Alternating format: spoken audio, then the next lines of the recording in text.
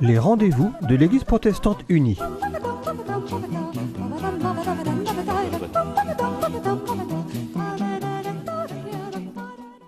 Bonjour à chacun, nous sommes heureux de vous retrouver.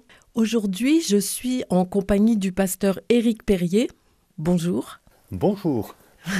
Et donc, c'est un grand moment puisque le pasteur Éric Perrier part à la retraite dans quelques semaines et va nous parler un petit peu justement de comment il part à la retraite et puis qu'est-ce qui a été important pour vous, Éric, pendant votre ministère, comment le Seigneur vous a conduit et qu'est-ce qui vous tient à cœur. Donc, merci beaucoup de venir nous partager un peu toute cette vie profonde qui est la vôtre. Et pour commencer, donc, pasteur Éric Perrier, je vous propose de nous dire qu'est-ce qui est dans votre cœur à quelques semaines de ce départ en retraite.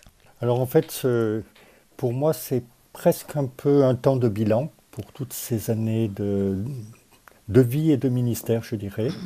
Je dirais que c'est d'abord un temps de profonde reconnaissance pour ce qui m'a été permis de vivre.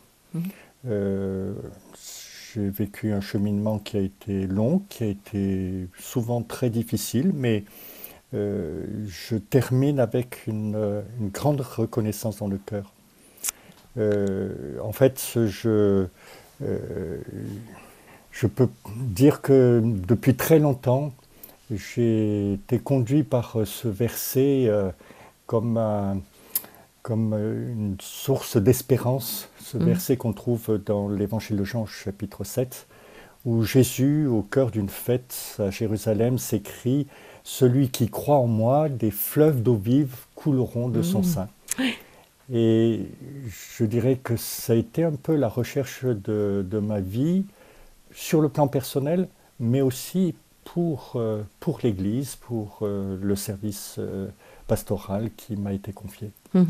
Alors, on a envie de savoir un petit peu par où vous êtes passé, comment le Seigneur justement a fait couler en vous ces fleuves d'eau vive, et vous dites qu'il y a eu des moments difficiles, voilà, dans une vie de recherche, de quête.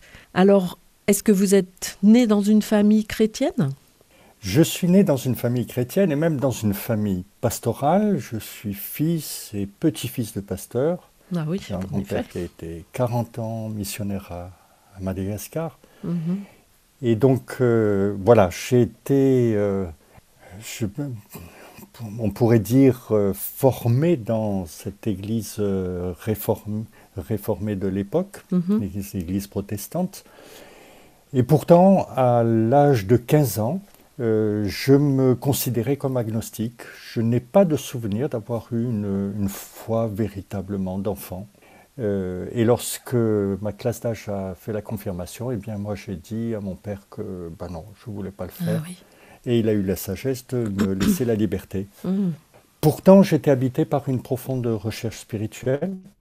Je continuais à aller au culte tous les dimanches. Mais je ne trouvais pas dans mon église ce qui pouvait répondre à cette recherche. Pourquoi ? Les membres de l'église, certains avaient une foi profonde, je n'en doute point, mais c'était un temps où on n'exprimait pas sa foi, où la parole était réservée au pasteur, et où quand on l'exprimait, c'était d'une manière peu accessible pour un jeune de 15 ans. Et donc, je ne trouvais pas de réponse. Mais j'ai participé à des camps de jeunes, c'est le temps où a commencé le mouvement charismatique. C'est en entendant et voyant le jeunes adultes que j'ai été conduit à faire une démarche de foi. Alors je me rappelle encore très bien, j'étais dans les Alpes, dans un village perché en hauteur. Et là, j'ai dit à Dieu cette phrase très étonnante, « Je ne sais pas si tu existes, mais je fais le pari que tu es bien ce Dieu, créateur, que je ne vois pas, et je décide de te faire confiance. » Et alors, de manière assez étonnante, je ne suis plus jamais revenu sur cette parole que j'ai prononcée. Et c'est vrai que, voilà, arrivé à 67 ans, j'ai la certitude que Dieu a entendu et répondu à, Oui. à ce pari, en Oui, quelque sorte. oui, oui, c'est magnifique. C'est magnifique et je crois que c'est Mais ça la voilà, foi, hein, c'est d'oser dire je veux croire, même si, oui. voilà. Et je pense qu'il y a une part de décision à un moment donné, Mmh. parce qu'il faut qu'il y ait quelque chose qui s'ouvre en nous. Mhm. Et c'est nous qui avons la clé de cette ouverture. Il y a un texte de l'Apocalypse où Jésus dit « Je me tiens à la porte et je frappe. Ouais. Si quelqu'un entend ma voix et m'ouvre la porte, j'entrerai, je mangerai avec lui et lui avec moi. » Voilà. Ouais. C'est nous qui devons... Il y a une ouverture que nous devons faire nous-mêmes. J'avais pris ce... C'est comme si je m'engageais sur un chemin qui était encore inconnu, mais il me fallait encore apprendre à connaître Bien ce sûr, Dieu bien sûr. dans lequel j'avais décidé de croire, et c'était le début d'un long chemin. Mais oui. Et donc là, vous étiez jeune, vous deviez avoir quoi, 17 ans, quelque chose comme ça. Est-ce que vous avez ressenti l'appel à devenir pasteur ou comment ça s'est passé? Non, pas tout de suite. Je pense que j'avais besoin de prendre de la distance d'abord vis-à-vis de ma famille. Oui. Il fallait que ce soit bien clair, sans doute, que c'était un appel qui n'était pas simplement une question de faire de comme... culture familiale, mais vraiment un appel de Dieu. Et donc je me suis engagé dans un service bénévole dans une maison d'enfants après le bac. Et c'est durant cette année, pendant laquelle j'avais très peu de contact avec ma famille, oui, vous aviez pris votre distance. Éloigné, c'est là que s'est infiltrée cette idée de devenir pasteur. Donc j'ai commencé des études de théologie, ça a duré 5 ans, plus une année au milieu de service militaire. J'ai reçu une formation théologique qui est importante dans l'Église réformée à la faculté de théologie protestante de Paris puis de Montpellier. C'est une formation qui est très intellectuelle, donc ça ouvre l'esprit, l'horizon, la discussion avec la société, mais cela ne développe pas vraiment une vie spirituelle de communion avec Dieu. Et donc, à la fin de ces études de théologie, je ne me sentais absolument pas prêt à devenir pasteur, car il me manquait l'essentiel, pouvoir communiquer, transmettre le trésor que représente une vie dans une relation d'intimité avec Dieu. Oui, c'est ça. Pas seulement des connaissances, mais vraiment un vécu avec Dieu. Voilà. Donc là, on arrive à l'époque... donc vous étiez prêt à devenir pasteur et en même temps, vous étiez jeune adulte. C'est le moment, peut-être, vous vous êtes marié, vous avez construit une famille? Oui, je me suis marié avec une Danoise que j'avais rencontrée justement durant cette année diaconale. Oui. Donc assez tôt, j'avais 19 ans à ce moment-là. Nous nous sommes mariés un peu plus tard. Et donc à la fin des études, j'ai fait des petits boulots. J'ai attendu aussi que ma femme termine ses études d'infirmière à Montpellier. Et puis je lui avais promis qu'on passerait une année au Danemark, au moins, pour que je connaisse sa famille, sa langue, sa culture. Et ça a été très précieux que cette année. Mais oui. Et c'est à la fin de ce temps au Danemark que j'ai pris plusieurs semaines finalement d'une retraite personnelle. J'avais plus de travail à ce moment-là, alors j'avais du temps pour lire la Bible, prier, rechercher la face de Dieu. Je cherchais à... Et j'étais toujours avec cette soif, cette profonde soif, qui était là déjà, comme je l'ai dit, à l'âge de 15 ans. J'avais déjà reçu un certain nombre de choses, mais je n'étais pas satisfait. Il y a quelque chose qui me manquait. Et c'est alors, dans ce temps de retraite, que le Seigneur m'a invité à le mettre totalement au cœur de ma vie.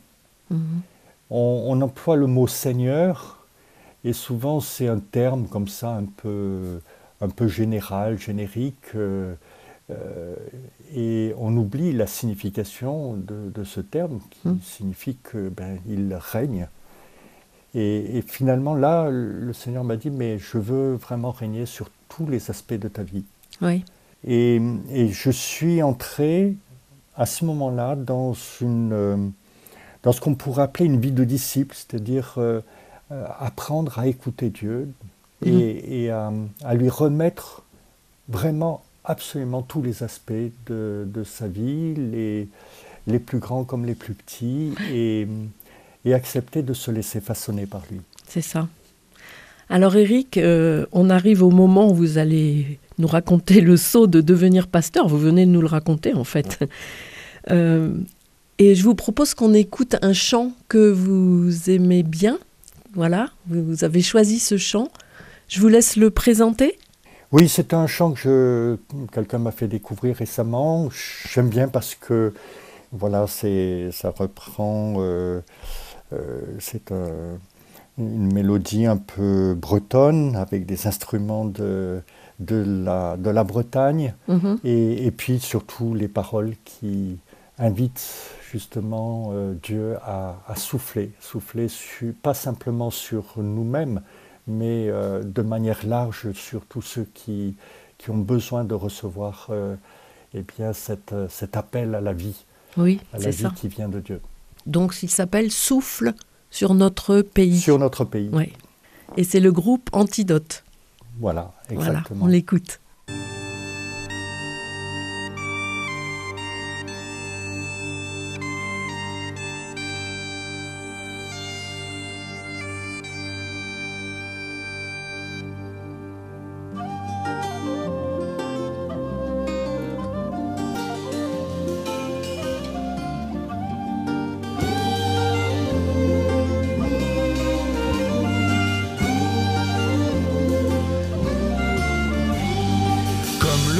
L'océan balaye nos terres. Comme le vent de l'océan balaye nos terres. Souffle l'esprit du Dieu vivant sur l'église entière. Souffle l'esprit du Dieu vivant sur l'église entière. Comme les vagues de la mer embrassent nos rivages. Comme les vagues de la mer embrassent nos rivages. Que ta grâce inonde nos villes et nos villages. Que ta grâce inonde nos villes et nos villages. Qu'à ta voix les cœurs s'éveillent, que ton peuple se réveille. Seigneur, tu sauves et guéris, souffle sur notre pays. Qu'à ta voix les cœurs s'éveillent, que ton peuple se réveille. Seigneur, tu sauves et guéris, souffle sur notre pays.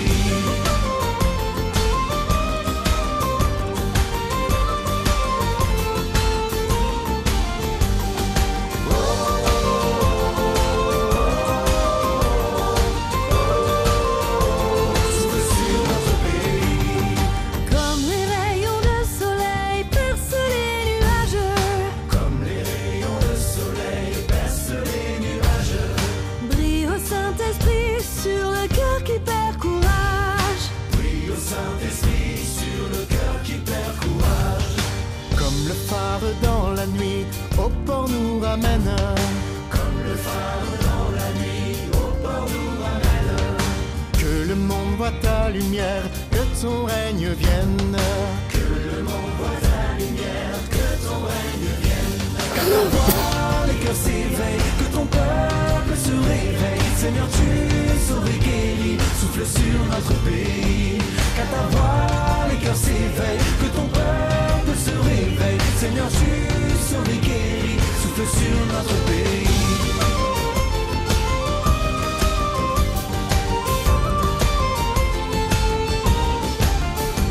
Dans nos villes et nos régions, dans nos familles, nos maisons, que toutes les générations soient enflammées pour ton nom.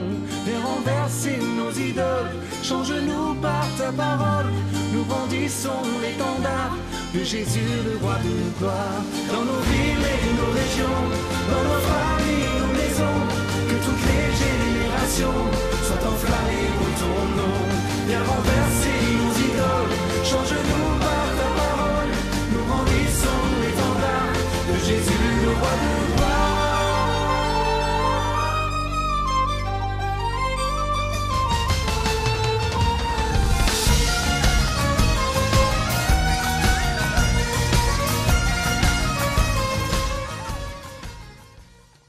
Voilà, c'est effectivement un chant qui dit ce souffle missionnaire qui vous habite, pasteur Éric Perrier. Donc vous êtes en train de nous parler un petit peu de votre cheminement en tant que croyant et en tant que pasteur. Donc merci beaucoup pour ce très beau chant que vous avez choisi. Donc voilà, il nous reste une bonne dizaine de minutes pour parler de vos étapes une fois que vous êtes devenu pasteur. Donc il y a eu plusieurs paroisses, bien sûr. Et puis il y a eu des moments difficiles, des moments d'impasse, des moments où le Seigneur a travaillé votre cœur pour arriver jusqu'à ce dernier poste que vous avez occupé à Saint-Nazaire. Et là, vous avez pu enfin réaliser ce que vous aviez ce que vous aviez reçu du Seigneur comme vie d'église. Alors, est-ce que vous voulez nous dire un petit peu qu'est-ce qu'a été cette expérience en tant que pasteur ? C'est difficile parce qu'il nous reste 10 minutes. Alors, voilà, vous pouvez soit nous dire un petit peu les différentes étapes. Oui, donc en fait, j'ai commencé comme pasteur à Bourg-en-Bresse. Ça a été vraiment, j'ai appris le travail pastoral. Et ça a été des années, pendant 11 ans, de formation très riche. Puis je suis parti dans une petite église qui connaissait des crises, qui avait connu déjà plusieurs crises, qui étaient en difficulté. Et je suis arrivé plein d'enthousiasme pour apporter ce que je vivais. Oui. Et là, je me suis un peu cassé le nez, on pourrait dire, parce que c'est pas parce que soi-même on vit quelque chose que les autres ont envie de le vivre et de le recevoir. Mais oui. Et j'ai eu le sentiment d'arriver dans une impasse au niveau du ministère pastoral, ce qui m'a conduit à prendre la décision d'arrêter. Et j'ai arrêté pendant 7 ans. Ah oui. Chiffre pendant très biblique. 2 ans et demi, il a fallu que je me reconstruise parce que c'était vraiment quelque chose qui... C'était un peu une grande partie de ma vie qui s'écroulait. Et puis ensuite, j'ai écrit un projet pastoral. Je suis revenu vers l'église réformée, protestante réformée, et j'ai cherché un poste à partir de ce projet pastoral, en cherchant une église qui veuille bien vivre ce souffle missionnaire. Alors oui, justement, dites-nous un peu ce projet pastoral. Qu'est-ce qui vous tenait tellement à cœur de vivre dans une paroisse ?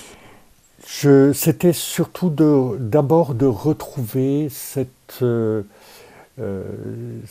communion profonde avec le Seigneur, c'est-à-dire que ce ne soit pas simplement des activités que l'on organise, mais que l'on puisse partir de cette relation profonde que le Seigneur veut établir avec chacun de nous. Et qui n'est pas simplement pour un pasteur, un prêtre ou qui sais-je, mais qui est vraiment pour chacun, que Dieu veut donner à chacun de ses enfants. Et parce qu'à partir du moment où l'on vit où on reçoit quelque chose de profond et de vivant de Dieu, alors on a envie de le partager. Et il est beaucoup plus facile de témoigner de sa foi, cette foi devient en quelque sorte communicative. Oui.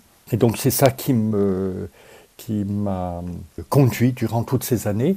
Et finalement, c'est dans cette église de Saint-Nazaire à laquelle finalement j'ai été appelé, que j'ai eu le sentiment de pouvoir vivre pleinement ce que je ressentais depuis le départ au fond de moi.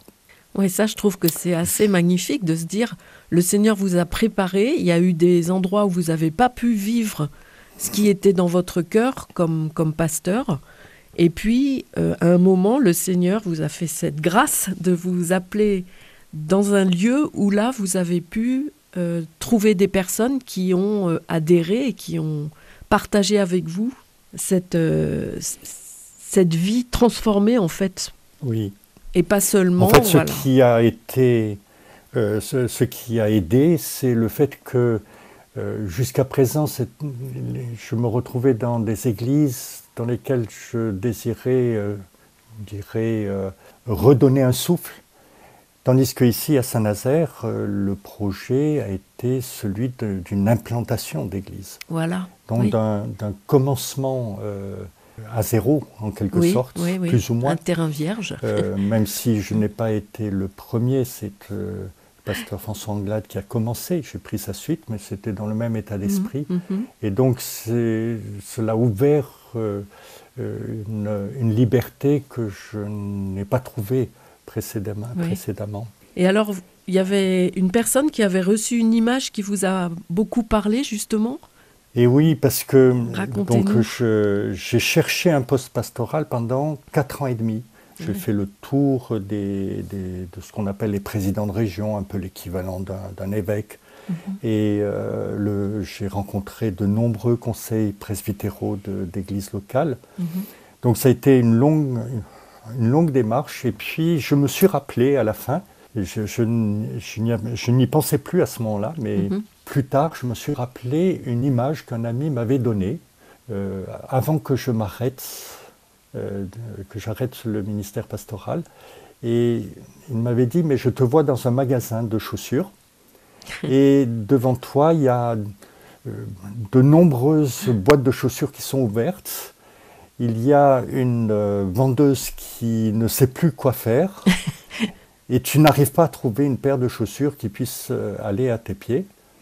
Et puis tout d'un coup, voilà qu'il y a le plafond du magasin qui s'ouvre. Et puis, il y a une paire de chaussures qui descend du ciel, qui descend là, et tu les mets, et merveille, elles te vont tout à fait bien. Pile poil. Oui. Et voilà, cette image était un peu bizarre et étonnante. C'était encourageant quand même pour vous. Bien des années après que je me suis dit, mais en fait, c'est comme si le Seigneur m'avait averti et avait préparé en fait ce chemin. Et je dois dire que c'est vraiment déjà en partie à Chaumont, mais surtout à Saint-Nazaire que j'ai eu le sentiment de vivre l'accomplissement de cette image. Et je précise, la question c'est pas de trouver une paire de chaussures à ses pieds, c'est-à-dire qui me correspondent, mais c'était surtout de pouvoir communiquer ce que Dieu m'avait permis de découvrir dans ma vie personnelle et de pouvoir le communiquer comme je désirais le faire et permettre à une église d'en profiter pleinement. Alors juste, il nous reste quelques minutes. Dites-nous un petit peu justement quels sont les fruits que vous voyez dans cette communauté de Saint-Nazaire. J'ai vu cette église grandir spirituellement, c'est-à-dire accueillir de plus en plus la présence de Dieu. Et quand on accueille la présence de Dieu, il me semble qu'il y a du fruit. Et quand on accueille aussi sa parole, on se laisse façonner. Façonner par sa parole. Alors cette parole produit du fruit.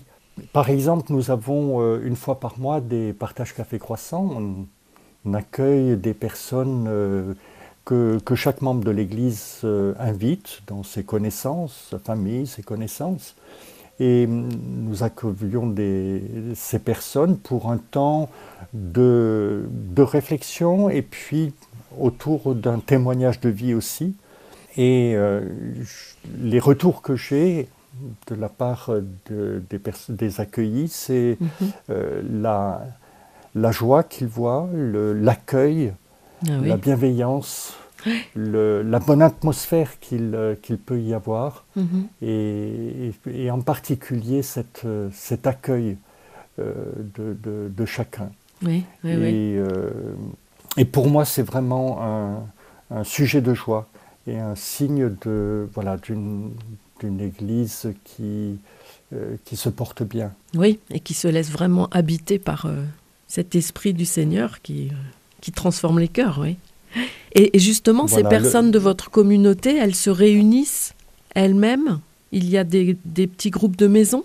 Donc, en fait, nous avons beaucoup insisté sur apprendre ce que moi-même j'ai vécu, le premier précédemment, c'est-à-dire apprendre à écouter la Bible, à écouter la parole de Dieu, ce que Dieu veut nous communiquer à travers la Bible, apprendre à prier les uns pour les autres, à écouter Dieu dans son cœur, et puis à se soutenir les uns les autres. Donc on a des petits groupes, des groupes de maison qui se réunissent une fois toutes les 2 semaines.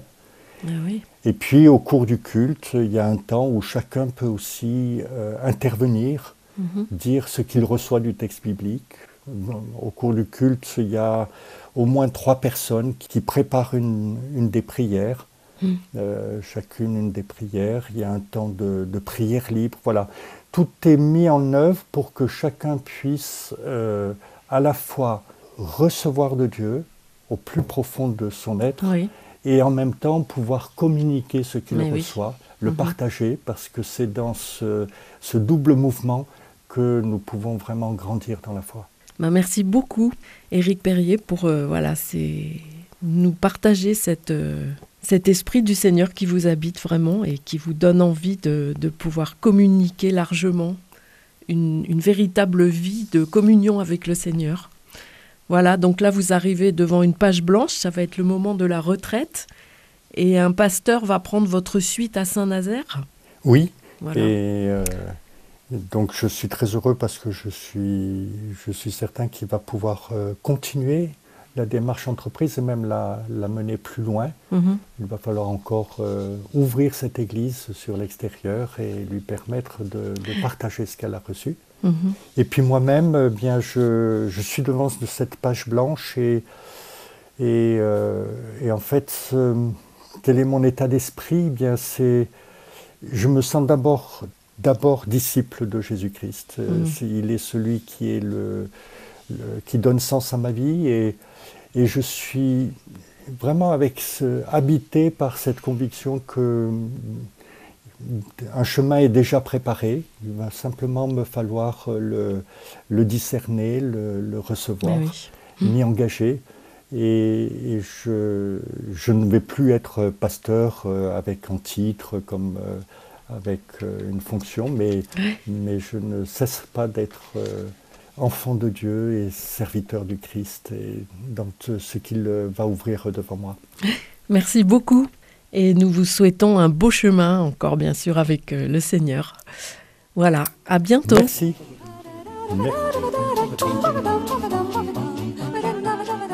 C'était les rendez-vous de l'Église protestante unie.